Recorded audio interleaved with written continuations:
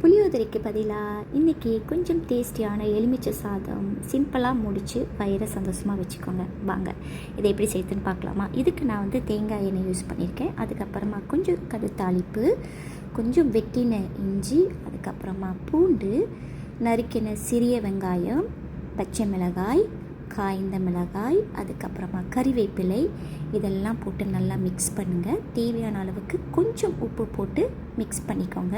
நான் இதில் வந்து கொஞ்சம் வெந்தயமும் சேர்த்துருக்கேன், ஏன்னா அது வாசத்துக்கு நல்லது. அது மட்டும் இல்லாமல் உஷ்ணத்தன்மையை குறைக்கும். அதுக்கப்புறமா நான் ஆல்ரெடி வந்து ரைஸு குக்கரில் போட்டு அதையும் மாற விட்டு வச்சாச்சு. நான் வந்து லெமன் ஜூஸ் மட்டும் இல்லாமல் இந்த லெமன் பொடியும் யூஸ் பண்ணியிருக்கேன். அதுக்கப்புறமா வேக வச்ச பாசிப்பயிறு, இதை வந்து கொஞ்சம் பாதியாக தான் நான் வேக வச்சேன். அதையும் போட்டு நல்லா மிக்ஸ் பண்ணி அதுக்கப்புறமா ஆறின ரைஸை எடுத்து அதில் போட்டு நல்லா ஒரு கிண்டு கிண்டி பரட்டி எடுங்க.